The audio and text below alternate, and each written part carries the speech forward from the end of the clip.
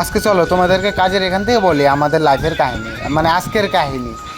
আজকে আমরা এই যে আমি আর এক বন্ধু যাচ্ছি, এই যাওয়ার পরে আর কি দেখি কত সুন্দর ভিউ, কাজের থেকে বাইরে দিকে যাচ্ছি, অনেক সুন্দর ভিউ দেখি, অনেক সুন্দর ভিউ দেখে ভালোই মজা লাগলো, কারণ ভিউটা দারুণ লাগে। এই বিকাল 4টা বাজে, তখন 4টা নাকি 5টা এরকমই বাজে, কত সুন্দর লাগতেছে, কত সুন্দর, মানে 4টা 5টার দিকে এত সুন্দর রোদ্র আর কি।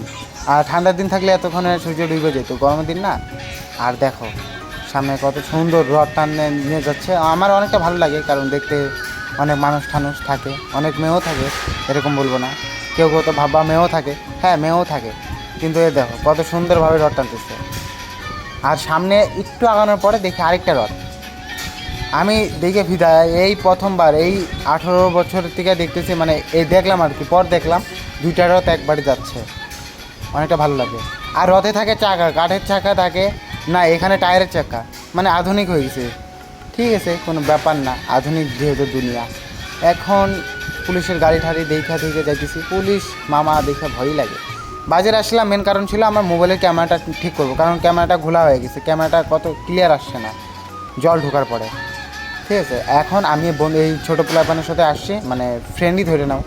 এখন এই যে মেলা তো দেখা হয়ে গেল, বাজারে আমার একটা কাজও হলো না, এইদিকে আসলাম, মেলা ঠেলা দেখলাম। মেলাটা ছোটো এখানে আমাদের বাজারটা, তাও তো ছোটো হলেও কী হবে, ঠাকুর তো আছে, পূজা তো হয়, তাতেই আর খুশি।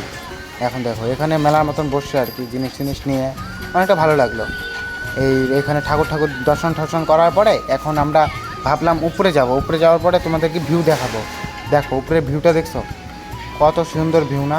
অনেক মানুষ আসছে, তাও ভালোই মানুষ হচ্ছে, 200-300 মানুষ হবেই।